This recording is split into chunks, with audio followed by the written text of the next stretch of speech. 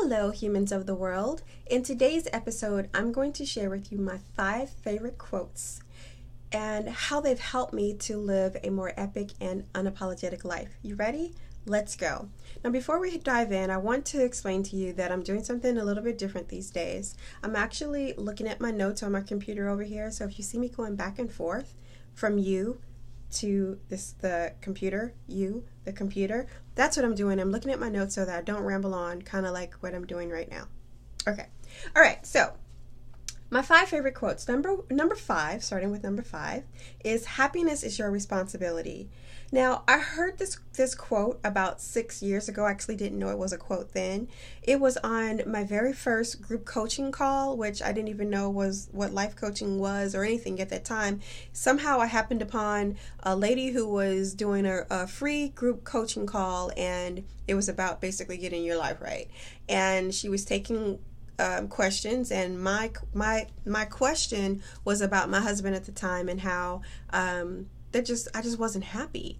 And so she said, happiness is your responsibility, it's not his. And I was just like, oh, what? Oh my gosh. That it really gave me it made me feel powerful, and it gave me everything that I needed to release the burden of making other people responsible for my happiness.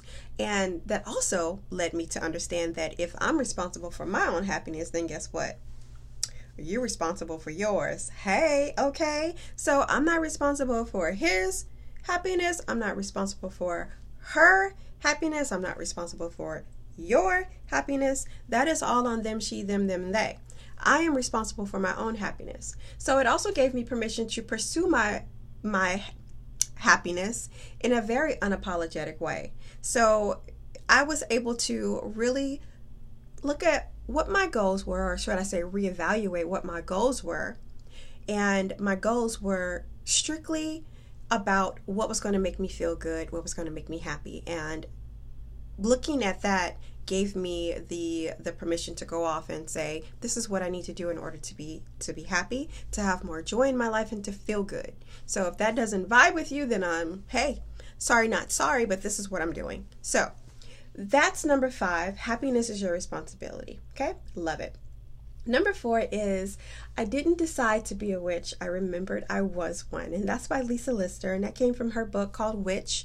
And I absolutely love this book. Now, don't get me wrong, if you're not into witchcraft and all this kind of stuff, this book, Witch by Lisa Lister, is one that is not necessarily about witchcraft itself and how to do this and all that kind of stuff. It's really about you coming into the remembrance of who you are as a woman, and how as women we have the innate divinity within us to be connected to nature and to the divine, and this is just who we are. It's in our DNA, and it's just really a beautiful book. And like I said, it does have some witchy crafty stuff in it, but not totally. It's just really about you remembering who you are as a woman and putting your hands on your hips and basically saying, this is who I am, and no sir, no patriarchy, you are not getting ready to do this to me anymore.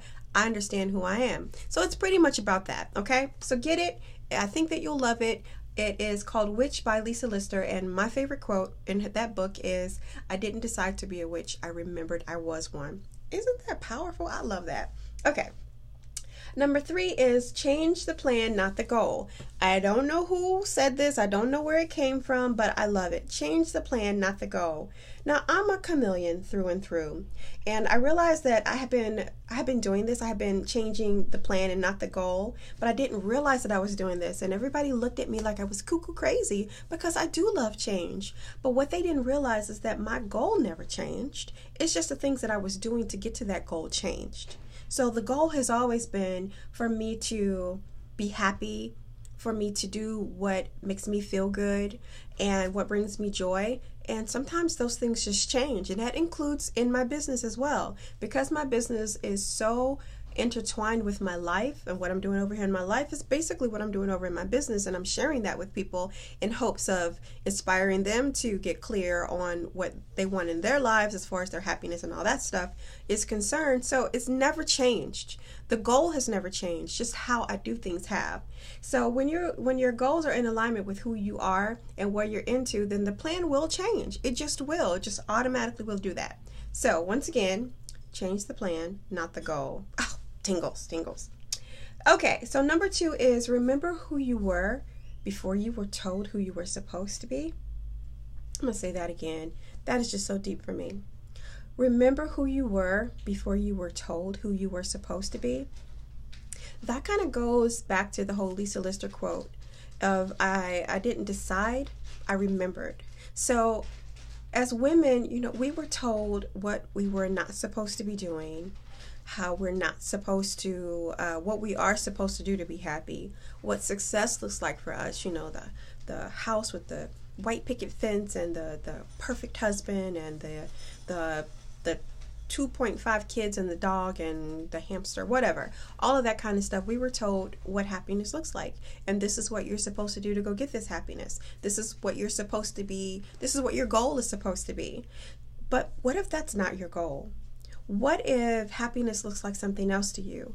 Well, remembering who you were before you were told who you were supposed to be is pretty much go back into what makes you happy. You reconnect with what makes you happy, what makes you feel good, what success is for you, because it may not be the things that we have been taught are successful and happiness and joyful. Just may not be. So go after your own joy. And my number 1, my most favoriteest quote ever is, it's not who you are that holds you back. It's who you think you're not. Again, it's not who you are that holds you back. It's who you think you're not. We talk so bad to ourselves. We talk so bad to ourselves. All of the negative talk, I know we can't help it because there is so many things out here in the world that shows us how perfect we are not, that we can't help but to compare ourselves to this, that, and the other. But we already are. We already are those things that we seek. We already are. And I know that sounds cliche, and you've heard that a gazillion times before. And I'm with you. I'm still working on this myself.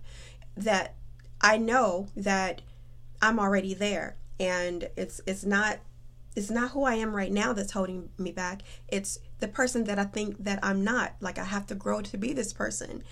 I'm already that person, and I know that. Now, that doesn't mean that there isn't work to do. The work is not in you finding how to be that person. The work is reconnecting to that person so that you can get everything accomplished that you want to accomplish in your life. And that's all the feel-goody stuff. So we talk negative to ourselves about who we're not. And that is just a fact because of the life that we live. Now, one of the ways that I've gotten out of that is to do what I call reverse thinking, and I have a video about that, so I will link it in the description box. But basically what it is actions speak louder than words, and you have to really reverse your thinking with action. This is what I mean by that. Before you can let that inner mean girl tell you what you can't do, just go do it.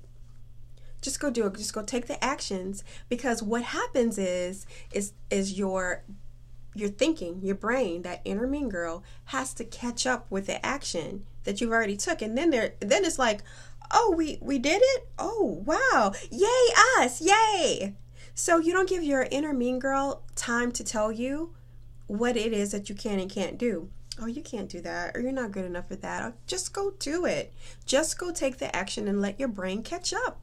It has no choice but to catch up if you've already done it. So that's one of the ways that I've gotten out of that whole, it's not who you are that holds you back, it's who you think you're not. I've already done it, so I'm already it. Try that.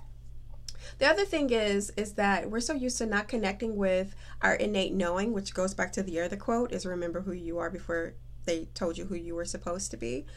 connecting with your innate knowing, and there's so many ways to do this. I'm not going to really get into that.